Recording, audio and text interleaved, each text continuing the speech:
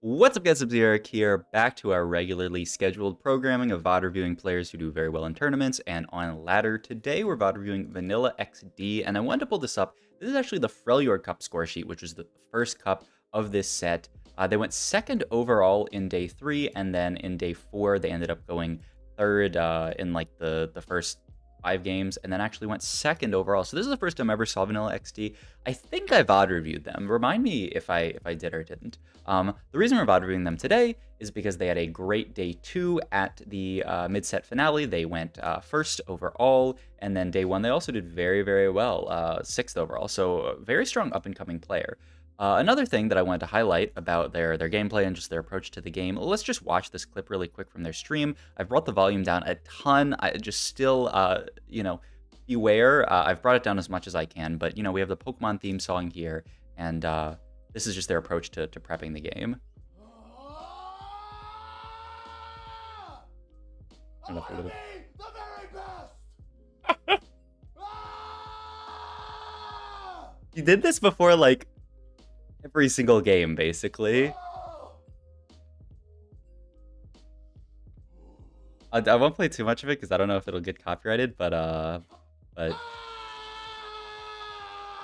yeah, that's what we're working with here. So let's go into one of their games. This is actually the final game of day 2. Hopefully the VOD operates. It did. Nice. I'm gonna mute the VOD just because if we get any jump scares, I'm not about that. The other cool thing about Vanilla, so many cool things actually, is they're playing Poro Gaming here when so many other people are defaulting to Ornn, to Master Yi, to Earth, to everything. Honestly, there's a lot of stuff. To Caitlyn, maybe they're actually a Poro enjoyer. So super flex gameplay, just gonna take the strongest augments they can be offered.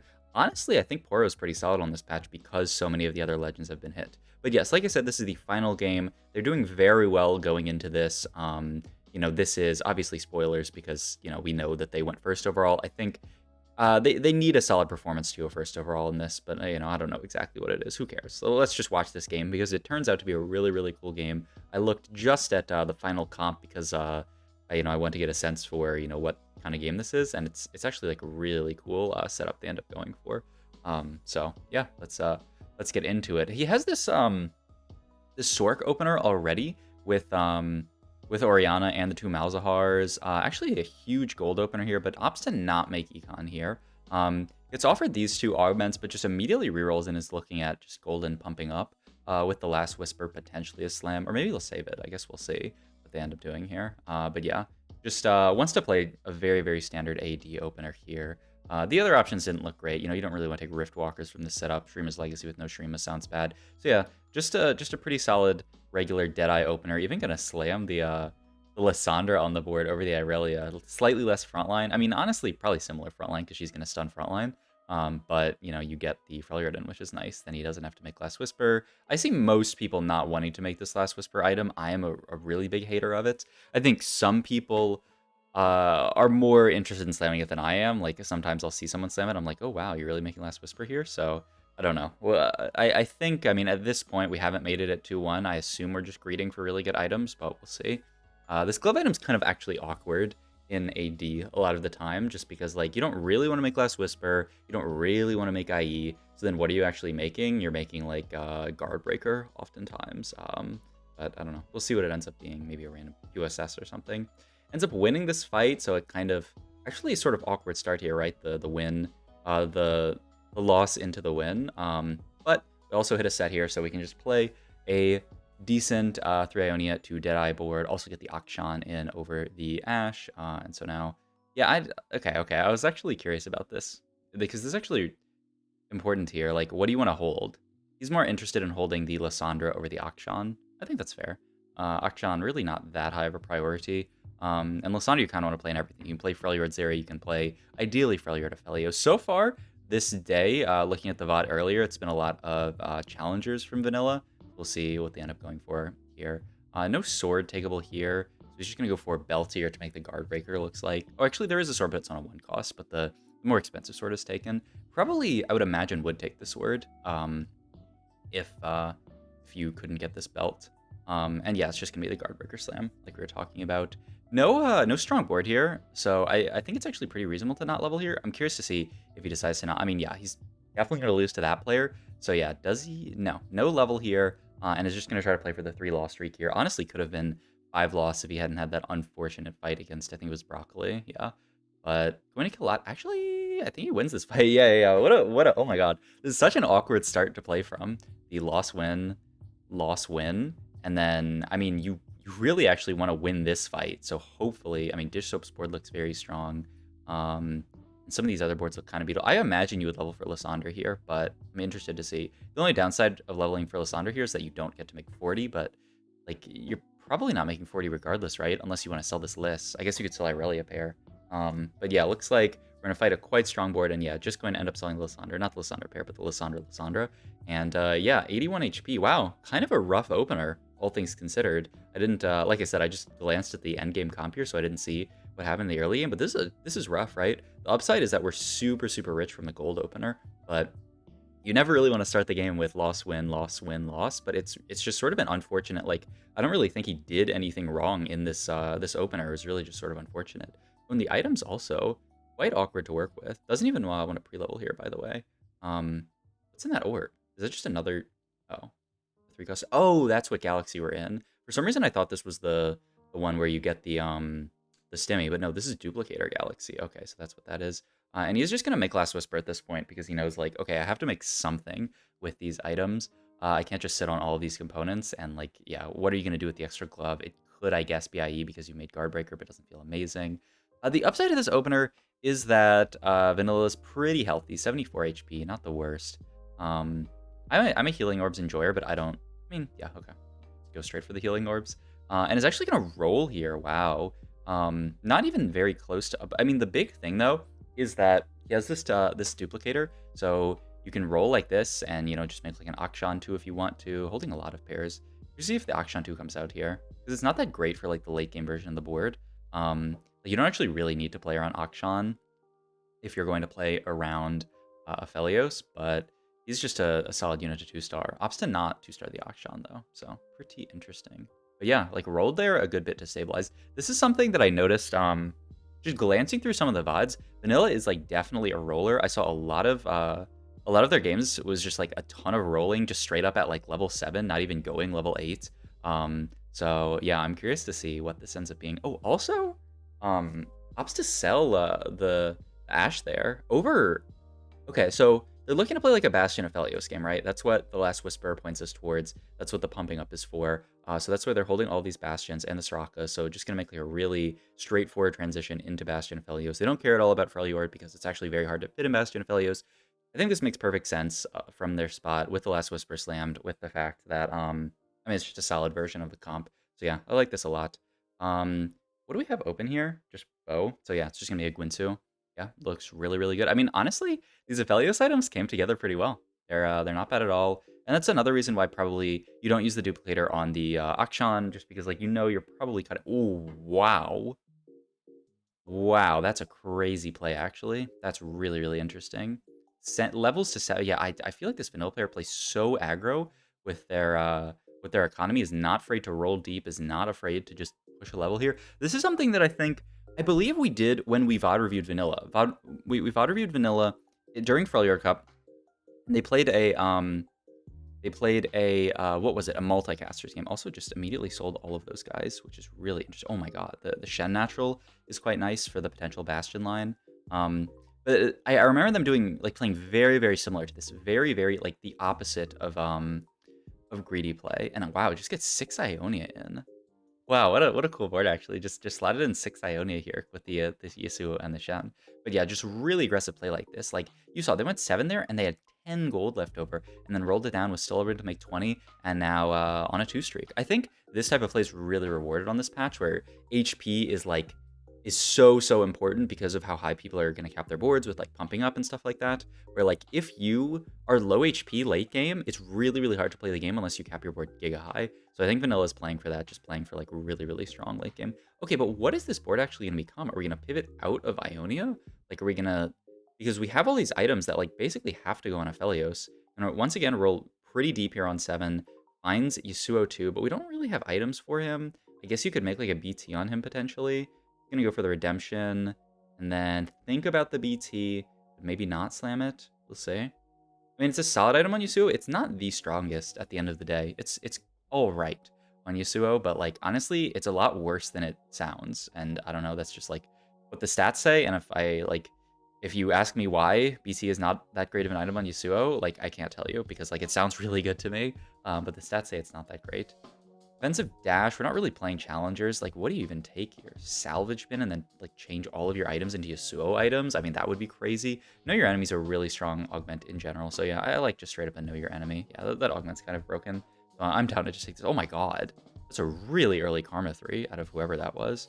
But yeah, okay. So at this point, we're carrying Jhin into stage 4, playing 6 Ionia, and then I guess we're going 8 from this spot? I'm gonna slam the sword, but no BT slam. What an interesting game. Man, this is why I love VOD reviewing in TFT. Like, I would never play this game out like this at all, but like, I feel like this is a really, really cool line.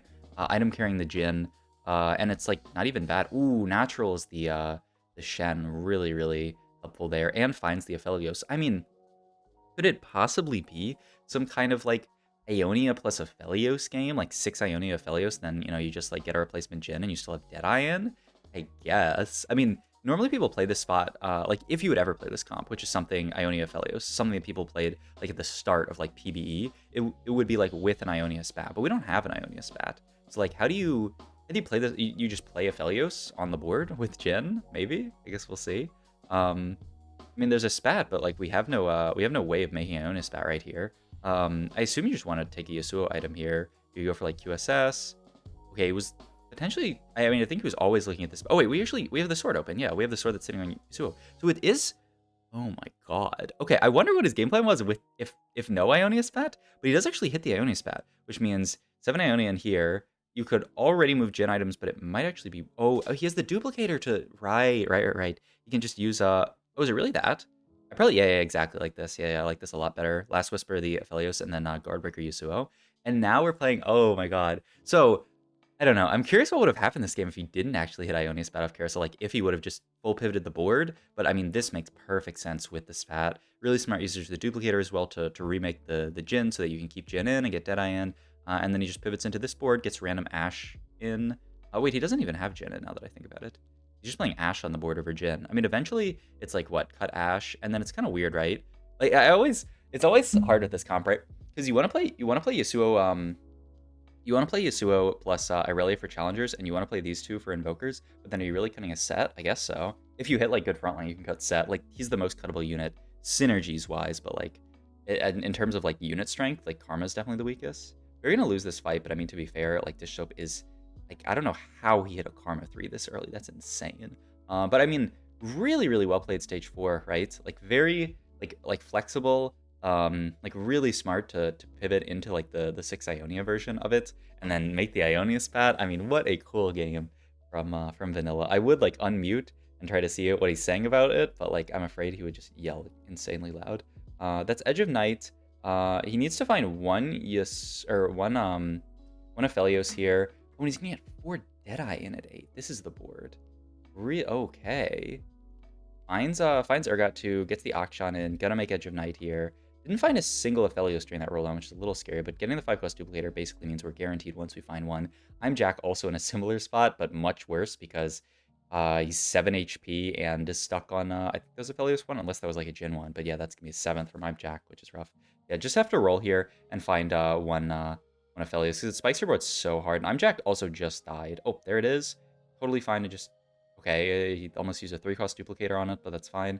And all of a sudden, our board looks insane. So wow, 6 Ionia 4. I don't think I've ever seen this comp played before. I've seen the 6 Ionia version before, but never 6 Ionia 4 Deadeye. So really cool. That means it's the clickbait title of the day. I am gonna have a clickbait title for this video. That is, I have never seen this NA Pro played a comp that I've never seen before. But I mean, I've never seen it before. Like, are you really telling me that you've seen this comp before? I mean, if you have, like, you're cool. Like, you're a really cool person. But like I have not seen this comp played since. I have not seen Ionia Aphelios played since PBE, and I've definitely not seen this variation played. I don't think even on PBE. So yeah, if you see if you're okay, I like to dunk on the YouTube comments a little bit because I will put out a video title with something like this, and then people will be like, "What are you talking about? This is like I played this comp. I 20 out of 20, 6 Ionia, 4 Deadeye. I'm playing this comp every single time, and it's very satisfying to dunk on those people. So I'm sorry for everyone else. What do we take off Carousel here, by the way? These are your options. It looks like he's clicking here for like another guard. I mean, you can take just like a tank item. I would love a Yasuo item here, but like you can't get RFC anymore. Double guard breaker, or just like one of these. I don't know. I'd probably just take it. I probably wouldn't take double guard breaker, but we'll see what Vanilla goes for here. Yeah, just a tank item, protectors. I like it. Okay, question here actually. We have this on Shen, and we have these Yasuo items. Do you ever protectors your Yasuo? I've seen a lot more, especially in the data, just tank items slammed on Yasuo here. We already have Shen too, though. You probably just protector Shen because like we're healthy enough that we're gonna make it here. If we were really low, I'd protectors Yasuo though. But yeah, you just put some on Shen, which makes sense. I'm curious about this like rolling to 0 setup here. Like why is he rolling to 0 every round at 30 gold with nothing? I mean, the big thing is there's like nothing to roll for. I mean, I guess there's like Akshan too, Jin too, but like those don't seem like great things to roll for. It's also interesting. It's an interesting positioning puzzle this game because you want your last whisper the same side of like your damage dealers. I assume you would want it same side as Yasuo. I assume Yasuo's doing way more than like Urgot is. So I don't actually love this swap. I want Aphelios same side as Urgot here. Also, I do like this swap a lot, by the way. Like now that I think about it, why were we playing Akshan over Ashe in the first place? Ashe is like 10 times better than Akshan here on itemize, especially if it's not Akshan too. Just because, like, yeah, who cares? Like, Akshan is not going to do anything. Like, he's not going to do any damage at 1 star, especially with no items. But, like, Ashe is actually going to provide a valuable asset to the comp, which is just CC. And yeah, he ends up just selling the Yasuo there. Down to 18 HP, but top 4 secured, which I think maybe that's what he needed to make first in the final day. But, I mean, we'll still just, like, keep watching this game, see how it ends up going. So it's Talides with the Vel'Koz 3 dish soap with the Karma 3. They both kind of helped each other by 3 cost rolling. And then what else is there? Also, yeah, like, I mean, double 5 cost duplicators, but what do you even go for? Like, what he's going to roll for potential Yasuo 3? I mean, it's so impossible to hit in this spot, but, I mean, there's no way you can go 8 from here. So I guess you just have to roll and hope that you high roll, like, a bunch of Yasuos. I mean, honestly, makes the Jin 2 here has 1 5 cost duplicator, so just needs to find 3 more. That's kind of a lot, though. We fight Omdi's board here, who is just a capped Aphelios board. And oh my god, this board stomps us. Is it just a 4th? Maybe Talides dies and it's 3rd? The 3rd, okay. Really, really cool game for vanilla, though. Like, there's a very, very creative line. Like I said, not one that I think many people would have taken. So yeah, hope you guys enjoyed this video. If you did, please like, comment, subscribe. I'll have Vanilla's link in the description. They're going to be playing in the final day, which is happening probably right now when this video comes out. So if you want to see this player play more, you want to hear them scream to Pokemon music more, then go check out their stream link in the description down below. I'll catch you guys in the next video. Bye.